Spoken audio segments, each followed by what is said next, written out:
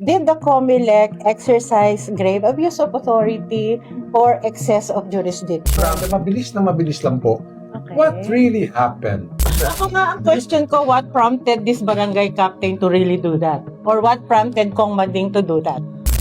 You have to go back really on the basis of that decision really is whether or not presidente nga ako talaga to begin with. Of course, diba? Unang-una, paano nila nakuha yon if they have a copy of that?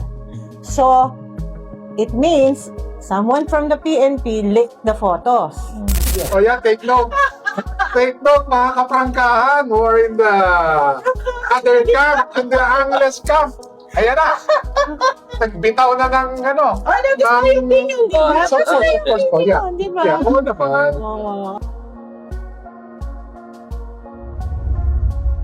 Magandang araw, mga kaprangkahan. Once again, another segment. No?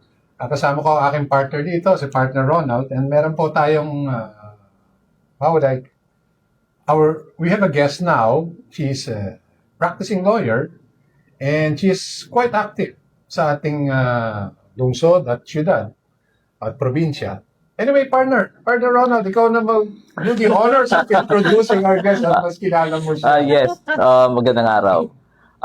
Bisita natin ngayon sa studio si Attorney Joe Clemente.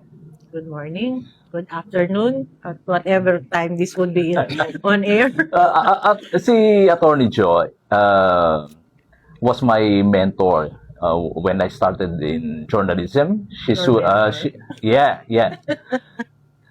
That was Not so long ago. not so long ago, 1990s. Sinabi pa. Sabi not so long. She's the publisher of Newsline. Yes. She's the publisher of Newsline, and also from time to time contributes to the Philippine Daily Inquirer. Yes. Hanggang ngayon, di ba, Tito? Paminsan-minsan na lang. Yeah. No time. And she's a well-respected journalist and lawyer in the province of Tarlac. And I believe also nationwide siguro. Nationwide talaga. Nationwide. Sometime next year, worldwide na. Oo. Sige, hopefully. I don't know how and when and where, but sige. Yeah, she's also a human rights advocate. So, yes. Sometimes, di ba, nagmimit kami sa field Yeah. From opposing camps. from opposing camps. But I think, alam mo, Attorney Joe, Yes, ang po. setup namin dito is, Ah. if partner Ronald takes pro, I take cons. Okay. Para mabalansin natin. Yes. So I think in the interest for disclosure, Yeah. I understand I asked you earlier, anong connection nyo with the YAPs, no? Kasi Yes. you're really aligned with them or you're an employee of them. Sabi niya nga, you're a consultant I'm a consultant The of the YAPs. provincial government for human rights. for human rights. Yes. Okay. Politically, yes, I am aligned. I will admit that. Okay.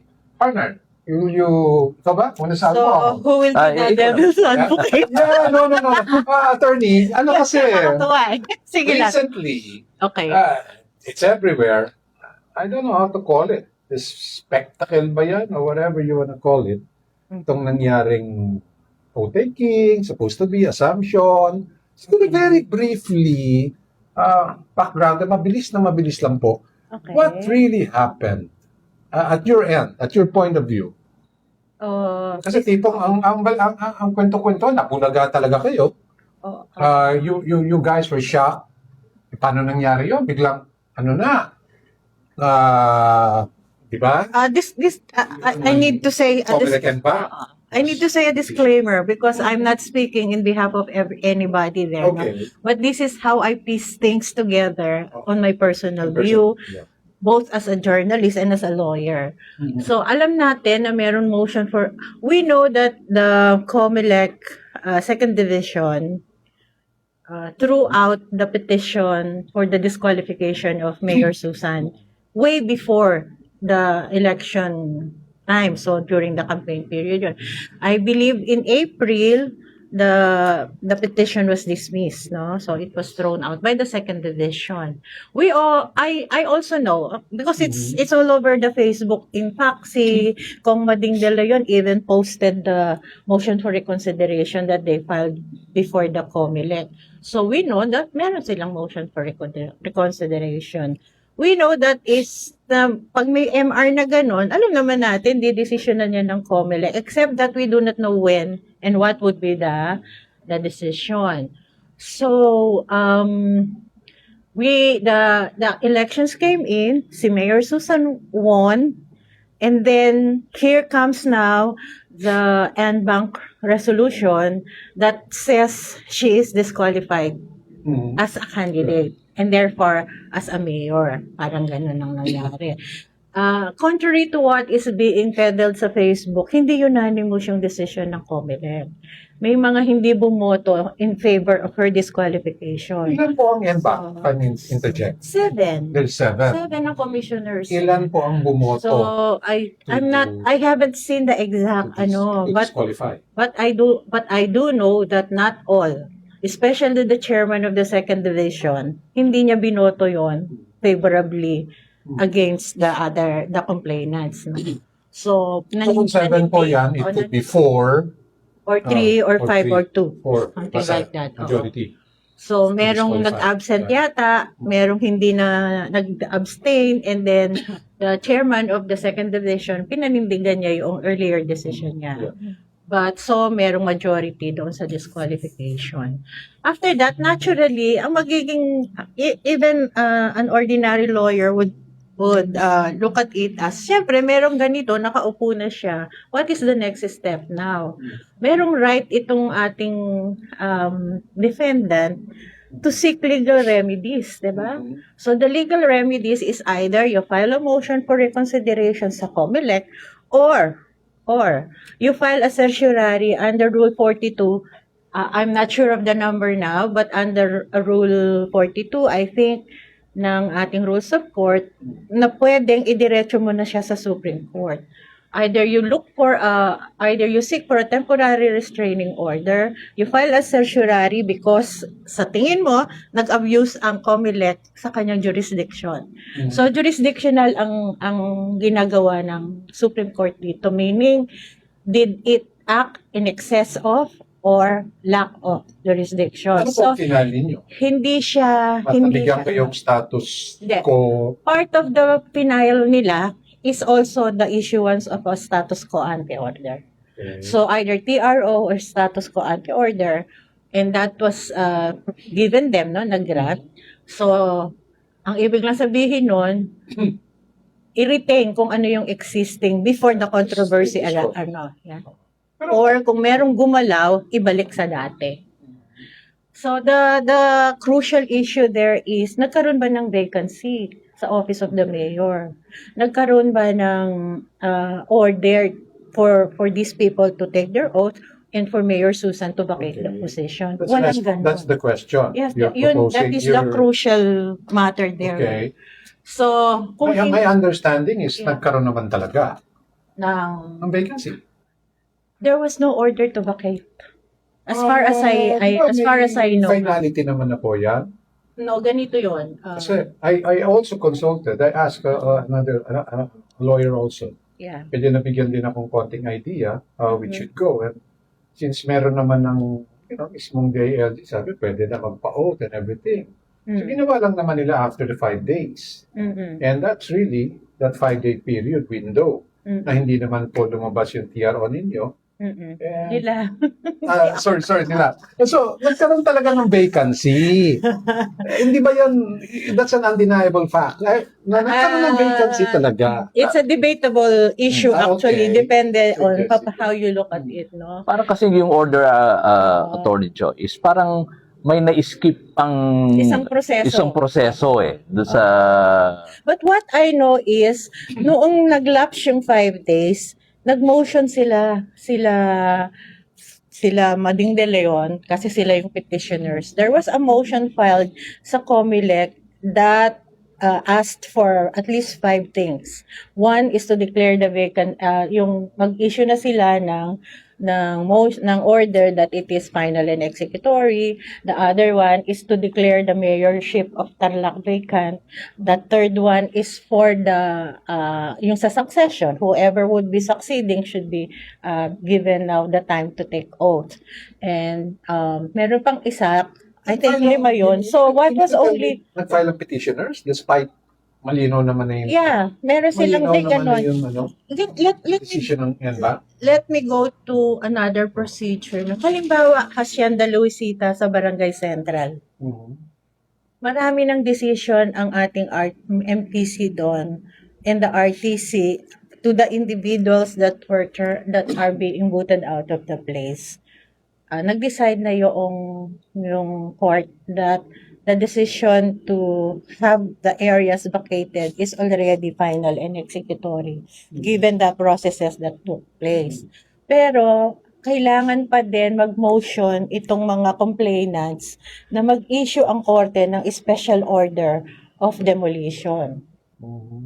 So, kahit na final and executory yun, there is an intervening process pa that would tell these people na, sige, final and executory yung decision, pero kailangan mo ng enabling motion or order from the court that would say, sige, demolish mo na sila.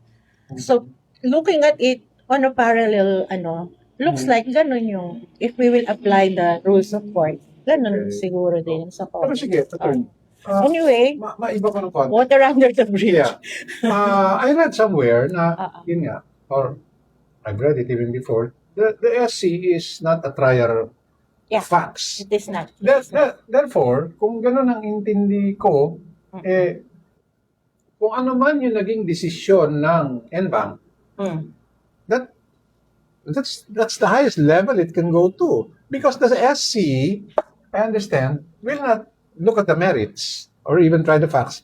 Or posible naman daw i-reverse nila yan kung makitaan nila ng some kind of grave abuse of authority. That is why it is that is why it is jurisdictional. Kung ganun, that decision of the NBank will stand, and it's, sabi nga nila, i-delay na lang ng mga yap yan. Patatagalin na lang nila yan until, kasi this is not the first time it happened na nakakita tayo ng mga decision, no? Na resolve nila a quarter before elections or 1 month or mga iba nga, days before the next election. So, what's your take on that? Jurisdictional nga according to the rule, no, yung mangyayari sa Supreme Court. When we speak of jurisdictional, hindi siya hindi trier of facts ang Supreme Court. Kailangan nang titignan lang niya kung nasunod yung batas o yung procedure. Okay. Unless there is something extraordinary that has to do with the facts, then i-remand niya yan sa court of kung saan mang korte siya nanggaling. It would be remanded. Pero, kung ano ang didesisyonan niya, when we speak of certiorari, ibig sabihin nito, did the COMELEC exercise grave abuse of authority or excess of jurisdiction? So yun yung didesisyonan niya. Pero merong mga recent ruling din kasi sila ang Supreme Court. I think it's a 2023 ruling or bago lang, 2020, ito yatang 2025. Parang it's a similar case at ang kanilang decision there is that the COMELEC should look at look at it thoroughly in a way that it would not jeopardize the will of the people. And right now, nanalo naman talaga si Mayor Susan. So, ano yung hierarchy natin, no? Diba? The right of the people to choose versus a technicality. I believe so. That's one point. But what about that decision? Kasi we don't have a copy of that. I'm sure kayo meron po, no? I haven't read the decision actually. Sana pala. Sama Partner, we have to get a copy of that decision para makita natin. Dahil, sure, the right of the voters, they did choose, no matter even if it is slim margin. But the point is, you have to go back really on that. The basis of that decision really is whether or not residente nga ako talaga to begin But with. of course, di ba? Kasi baka naman nag-air talaga ang second division. Una at pinayagan. Baka hindi talaga dapat pinayagan dahil a lot of people say she's not really a resident of Tibad. Yung contention kasi part says, ano bang Basehan. para consideran na residente ka. Called domicile. Hindi naman sinabing pag warehouse yan, hindi ka pwede maging residente. This is not I've been there. Kapag ganito, hindi ka I don't pwede. mention that. I'm from Tibag. Yes. I have a property in Tibag, ha? Oh. Or, Kung hihingi or- pa ako ng kay Kapitan, Oo. residency certificate, bibigyan niya ba ako? I have a property in Tibag. tapos sabihin I'm sure sa'yo, kayo bibigyan. Mm. Because you don't live there. wala ka, hindi ka umuwi sa bahay mo ng ganitong araw ganun. So, mahirap kasi yung parang naging mahirap siyang i-deny ng residency. Anong basihan niya? Dahil hindi nakikita, hindi dumadaan sa barangay hall, uwi na ako. Meron itong idea na, meron, sabi nga nila, yung point of view ni is, pumunta sila. Mm. They went in, they checked. They saw warehouse. They didn't see a residence. So that's They did not go up the second floor. Well, I don't know about that, but There that's is a what we second read. floor. There is a Kasi, dalawang gate yung bahay ni Mayor. The gate going to the warehouse and there is the front gate that goes to the second floor. Kasi andun pa nga yung parking niya, hindi yung sa warehouse. Maybe to sa warehouse sila pumasok. But that is already infringing on the personal Yes. data of the mayor. No? So, wag na natin siya pag-usapan. When si Comelec Garcia chair was interviewed, ang sabi niya, the basis for their decision was the Ampatuan case, the Ampatuan jurisprudence. Kung babasahin mo yung kay Ampatuan, he is talking about residency between two municipalities. Hindi within, but tapos 6 months, nag-exercise pa siya doon as mayor. Kaya makikita mo, nandoon pa siya, nagpa-function pa siya as mayor of one town and then 6 months after lumipat siya. Yun malinaw talaga. But this is not the case. This is not the case in kasi si MSY, matagal na siya nandoon sa Tibag. They own the place, And if we look at jurisprudence, ang definition ng residency, it is you can have as many residents as you can. If you have a property in a place, you can even say that's your residence. If you have a But the business, pre-qualifying 1-year rule. yeah, if you Kailangan talaga yun, 1-year rule. if you have a business in that place, you can say that is your residence also. Alam mo, partner, I'm really shocked. Dahil, Oh. gulat nga ako Sa akin simple, as a researcher, Okay. yung 1-year residency na yon, and to think that the subject is high profile. Yeah. Buti sana kung katulad lang natin, nobody cares about us. We come and go doon sa lugar na yan. We may even have, some of us, baka may mistress pa doon or whatever, trying to be discreet about it. Pero we're talking here of the governor. Gobernador to noon Yeah. So, marami talagang, there would be a lot of instances, siguro naman, over that 3 terms na nakikitang, nag-guess siya, nag-solicit sa kanya, and so on and so forth. That really establishes her domicile. Kasi parang ako, I know for a fact sa Herona, pumunta ka part sa bahay ni Mayor Reclar. Ano naman yung bahay niya? Although he will not attend to you. Sasabihan ka ng staff doon, punta kayo sa office niya. Ganun ang practice niya. Mga iba naman na national officials or whatever, you go to their house, may lugar sila doon. They will attend to you. Apparently, what appears now, to my understanding, attorney, is the si governor and now mayor SY did indeed live there, pero parang she wasn't entertaining any guests. Wala bang events, photos. This is so forth of previous instances. Alam natin, naka-timestamp lang yun. You have a party here, you have this and that. Ilabas yan. I haven't seen that in social media or anywhere, attorney. So what can you say? Let us leave it to the decision of the Supreme Court how things would take form. Kasi sub judice na tayo ngayon. Okay. Sige. So we are already talking on the We can edit merits this of if it's sub judice. I don't wanna rattle that. Subjudice. Makatamaan si attorney. Hindi naman tayo pwedeng i-disbar, no? Halimbawa, yung sa point mo, do sa point mo, Pards, Yeah, no? di ba? Kasi that's a common-sensical approach. Pero as a thinking.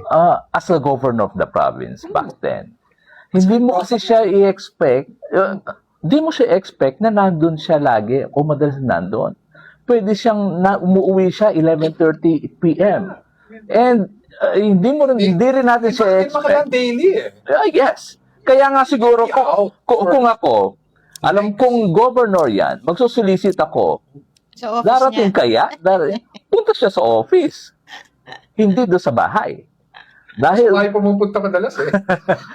kung ako hindi sa bahay. Dahil hindi mo alam anong oras na nakauwi. Dahil nga, buong province. O partner, mga fiesta Hmm. and other events.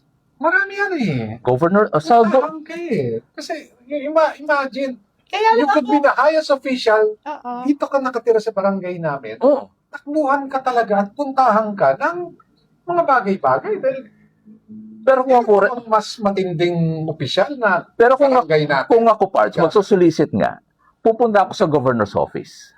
Hindi doon sa bahay. Dahil, nasa ba provincial capital? Nasa Tarlac City. Yeah. Nasa Intibag, nandyan lang. Isang one jeepney ride away.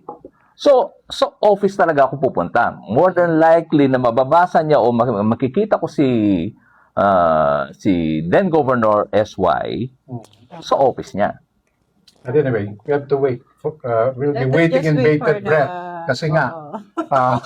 sub-judice nga, partner. Ako nga, ang question ko, what prompted this barangay captain to really do that? Or what prompted Kong Mading to do that? What? Knowing Kong Mading for a long time, di ba? Oh, di ba? Knowing what do you mean po? Knowing, What do you know? I don't know him. We know him eh. You know, You know him as what po? bata pa ako na, I may extract some juicy stuff. kilala ko na si Tatang Mading, di ba? Ano siya? Kapitan pa siya ng San Vicente, and then he became konsihal, and then he Activista po became ba siya? board member. At Kontrabida ba yan? hindi, for a long Tipo niya. time. Kong Mading is working with a good sense of grasp of what's happening. Okay. So, hindi siya papagamit sa ganun. Exactly. If that is my term, di ba? Yes. Hindi siya. Yun naman pala. So, right now, bakit siya? What prompted him to do that? Di ba? What prompted the kapitan to do that? Di ba? Kasi I look at the arguments of the other side, Oh. and it boils down to opinions of a lot of netizens is right and wrong lang eh. You cannot write wrong, or you cannot make something wrong out of something right. And yung tanong nga ni attorney siguro, although I cannot speak for JR, yung kapitan namin, for which I also denounced it because of the flights issue doon, no? Complaint ako and everything. I'm not fond of him, to be honest about it. Pero, ano ba talaga? We have to transcend personal, ideas Yeah. about relations. Oo. Pero, yun lang talagang bottom line na tanong eh. Yung sinabi nga niya, pupunta nga siya doon. Wala nga siya nakita. Pero kasi, And may halimbawa, kasama pa siya. pero halimbawa, what prompted him? What prompted him? What prompted him? Alam nga natin yung what's good and what's bad. But Oo. what prompted him? Yung bang para sa mga May personal gain ba siya doon sa gagawin niya? Yung It has kumbaga na, something to do with social Do we justice. need to question Diba? motives? Yung mga, of Hindi course. ba yan, ano? Question motives? yeah. I never question motives. Personally, I question his motives. I don't want to see Personally. whether, They should, diba? yung sense of righteousness eh.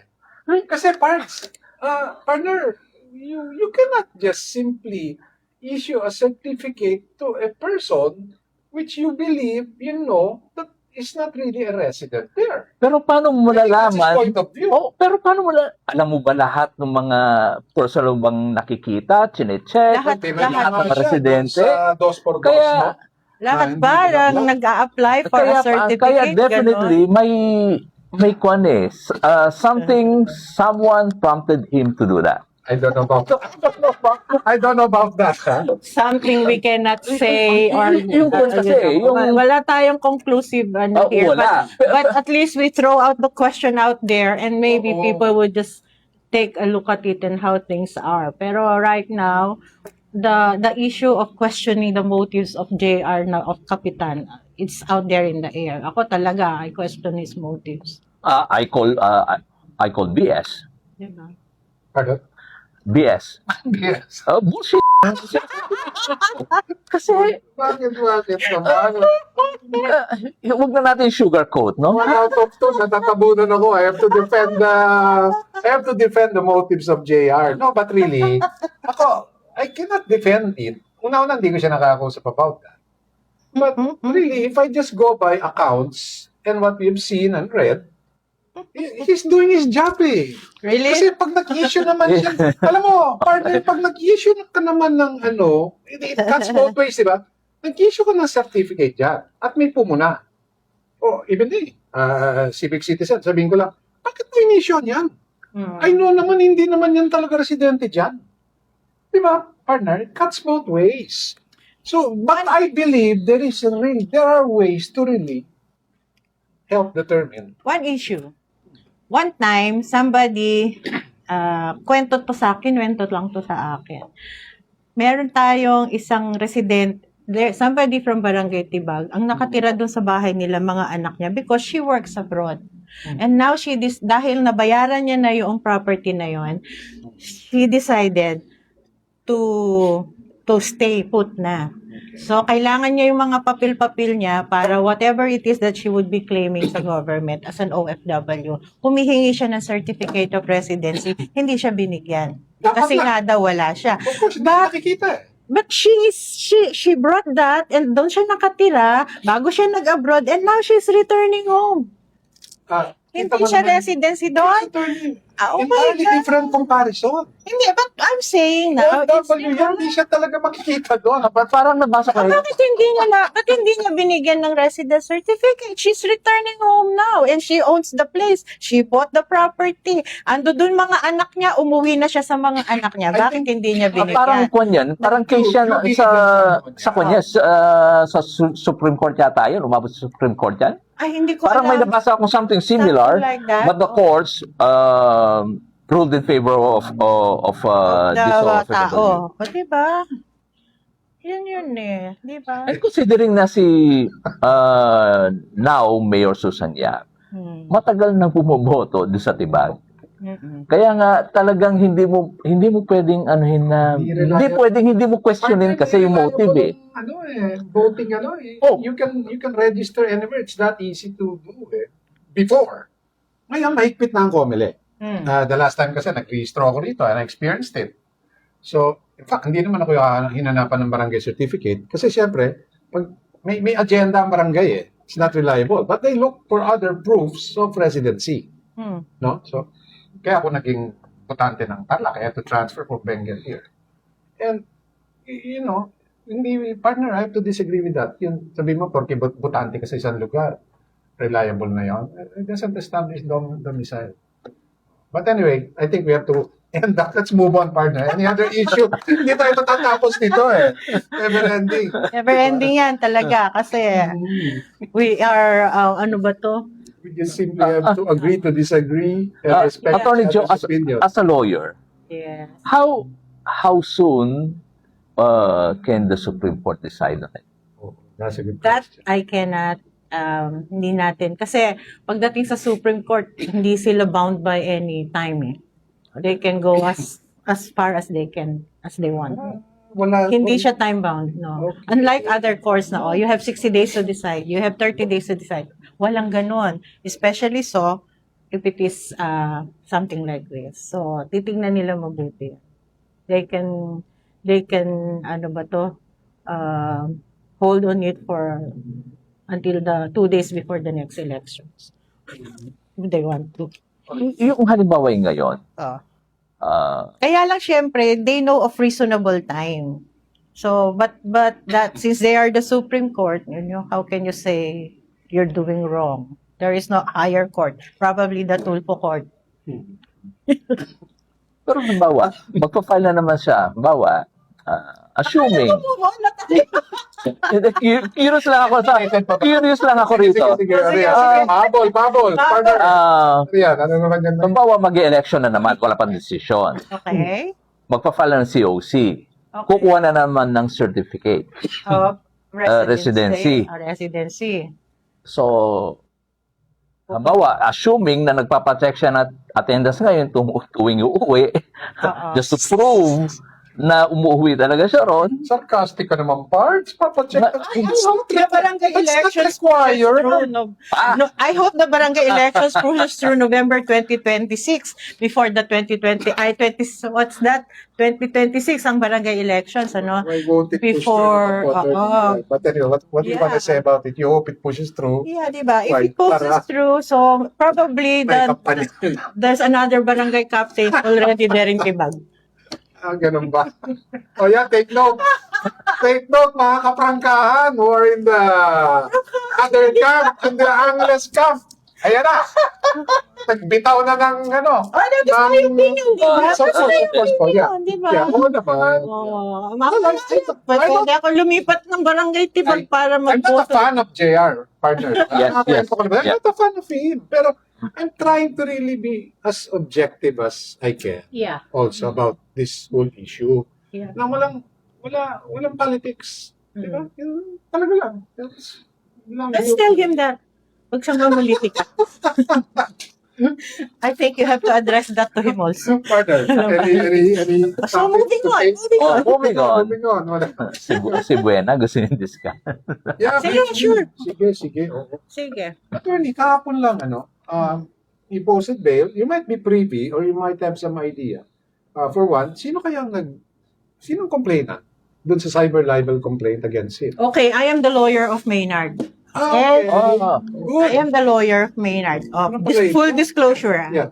The first case is filed in Angeles City, and it Okay. was, the complainant is Vic Angeles. Okay? Why, we've been interjecting now. Why Angeles? That is his to Prerogative. respond to. Okay. Kasi siya yung nagko-complain, no? Bakit siya First case. nagko-complain? That's the Ilang kaso first po ba case. ito?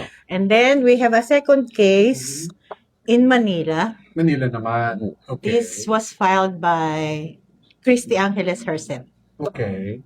So yun. So Okay. so the So, one that yung came, kahapon yung pong lumabas kahapon is- is the Angeles City case. Angeles. Kasi in the Manila case, nakaschedule pa lang kami for preliminary investigation. But in the Angeles case, tapos na yung preliminary investigation. And I think this is the fastest ever. Both one counts lang po. Doon sa initial na complaint ni Mr. Vic Angeles, walang number of counts. When the information, hindi ko pa nabasa yung information, I just saw the warrant of arrest, naka 9 counts na yung cases niya, yung case 9 number. counts. 9 So, counts. So how that much is the would bail? be Times that's 10,000 ba yan? Per count? 10,000 per count. So that's 90. 90,000 ang piyansa po. Yes. He posted bail yesterday. Yes, through a surety bond. So that's only Yeah, 30%. yeah.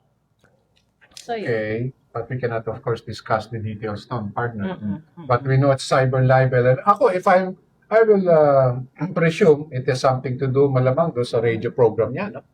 Yung mga vlogs niya. Mga vlogs Kasi niya. in-identify, in-itemize. Tapos there is merong silang transcript of what was said Yes. on Facebook sa online niya. Yun.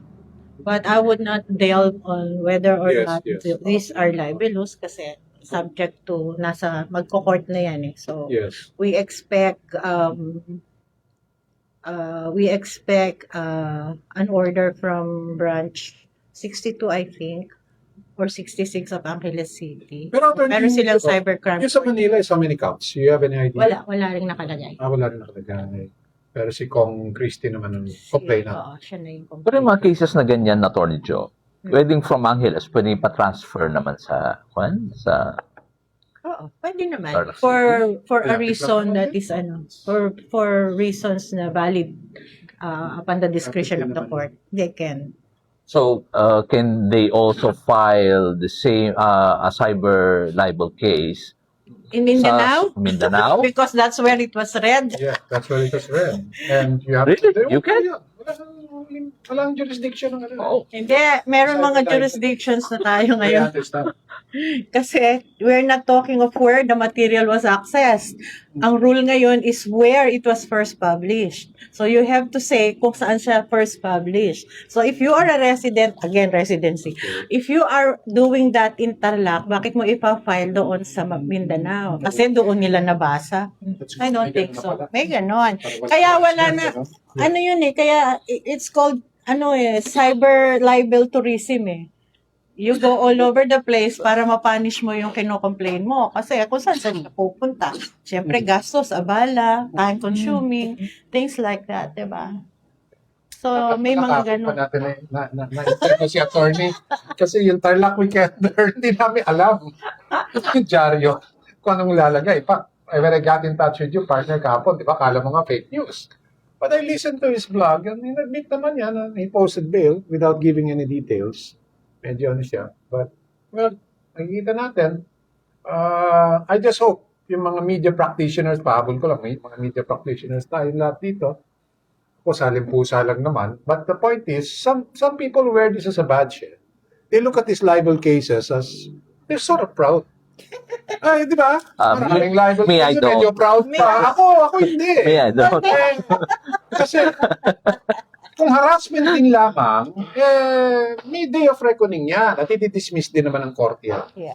Hindi man i-dismiss yan, makakabuelta ka and whatever. Pero kung may basis naman din yan, may probable cause. So, in the first place, kaya na-filean, well, the way I understand, partner, ang cyber libel is, compared to regular libel. I'm a bit familiar with regular libel. It's more stringent. It's more stringent. It's the same elements, except that the medium use is online. So, when you say where it is published, meaning kung kailan saan siya talaga unang lumabas, even if it is online, that is the publication per se. So, yun. So, partner, any wala na. we can get our very important guest Masaya. today. Yeah. Masaya sa Last Tarlac. parting words, Attorney Joe. It's enlightening. Yeah. Ako ganito lang, no? Right after this is for Maynard. Right after Maynard got out of the presinto, kahapon ng hapon. That was probably 4:30 nung makuha namin yung release order ng court. Immediately after that, naglabasan yung mga mugshots niya. Okay. Yeah. Kaya lang, that is against the law. Unang-una, May na-violate na. Oo, Yung data privacy or something? yeah, something like that. Unang-una, paano nila nakuha yon if they have a copy of that? So, it means someone from the PNP leaked the photos. Yeah. Kasi, Diba? Sila may sa piyansa, di ba? Diba? Sa Oo, pag-bail. hindi. Tsaka kukunin ng court yun. Okay. Somehow, that photograph, the mugshot, would satisfy yung requirement ng court na nakuha siya, na he was detained at nahuli siya para magkaroon ng jurisdiction yung korte sa kanyang pagkatao. So that pagka naghihiring, meron siyang commitment na mag-a-attend siya palagi at hindi siya mag-jump bail. Yeah. That is the reason why pagka meron kang criminal case, mag-i-issue kagad ng warrant of arrest ang korte para makuha nila yung jurisdiction nila over the person. Pero, Yun na yun. And then, eto sige. nag-leak. So, nakita namin, pinadala kagad sa akin ni Maynard yon. Tapos sabi ko, bakit black yung pantalon mo? Nakamaong ka kanina. And then I went to the police. Sabi ko, Okay. paano nagkaroon ng ganito? Hindi ba? This is not So allowed. it was altered? Is I that what you're saying? think it is The photo was tampered it with? is a fake photo. It's a fake photo. Binago yung suot. Kasi ang ano naman, yung standard na sukatan, 'di ba? They would sukat your height, Yes. merong ganun sa. You can access that anywhere. O tapos yung photo niya, you can just put there the photo Kaya lang sabi ko, uy, bakit naka-black pants ka? Nakamaong ka kanina. 'Di ba? Kaya partner din na mali. Hindi ba? Pero ako, if you ask me, And then, mali yung mga nakalagay na detalye. Di ba, there's a hahawakan. Yes. Hindi Maynard ang totoong pangalan ni Maynard. Yes. So sabi namin, Okay. sabi ko sa PNP, can you investigate this? Kasi, Photoshop na. you have to investigate this Yeah. kasi this is not right. Hindi pa naman convicted ditong tao, sinisintensyahan mo na kasi ang correct. daming blah blah blah doon sa narrative ng photo. Tapos, binibreach niya din, minimimik niya yung official document ng PNP, which is not correct also. Data privacy na yon. Tapos, binabastos mo yung system ng ating kapulisan at saka ng ating korte kung nilalaro mo yung mga photos na gano'n na dapat sa discretion lang na pag-aari ng court at saka ng I think, police. attorney, So that's it wouldn't be against so complicated to determine that. Yeah. Actually, to the 1%, Verify how that leaked out. Yes. Bilang naman yung mga tao doon. isa lang naman Na-narrow yung down yan, access eh. doon. Yeah. Oo. Wouldn't be so difficult, naisip ko. So, I went to the police, sabi ko, can I check at the official later on, sabi ko. Let's compare. Pero partner, is shot naman looks okay. Or maybe it wasn't the good side. Right? Baka yun ang different. Hindi kasi kung ako yun, ha, I don't care. I couldn't care less about my mugshot ko ako yun. I should even be proud of it. Oh, arrest ako for cyber libel. This and that, di ba? So, Masaya. what's the big deal? Nangyari naman talaga eh. Ako, What's the big deal? kaya lang the way you access the documents. Ginalaw yung pantalon. I mean, Hindi na lang yung pantalon. And then, you know that it is not properly accessed. Wala kang ano, di ba? So, di ba sa law, yung fruit of the poisonous tree. If it is that it was gathered in a way that is illegal, you cannot present it as an evidence, di ba? Pero ngayon, masyado so na tayong... you're considering filing perhaps maybe something. I don't know. Yes, sir. I do not know yet. I do not wish to divulge, but I want to do it. Oh, sige, partner. Any last ano? Napakasayang discussion natin ngayon sa Wala, prangkahan. sige. Any last parting shot, partner? Bago tayo magpaalam. Para. Parting shot, malapit na ang barangay elections. Isang taon pa! Yung mga pinagsasabi ko ngayon, I'm sure ibablog ako ng mga trolls. Ay, ito troll ako. Grabe. Pero hindi ko Mga pinapansin. kaprangkahan, comment below. Parating niyo po sa amin. We'll take it up. Pag-usapan natin. And again, maraming salamat, Attorney Joe, for your time. We really appreciate it. Yes, my pleasure. Maraming salamat. Ulit tayo, part Thank you. 2. Oh, Thank you. tingnan mo. Partner, okay. See you Okay again. na. Next, Whenever. next segment, whenever. Whenever. Okay, maraming Maraming salamat po. salamat. Thank you. And Gandang good araw sa ating lahat. birthday.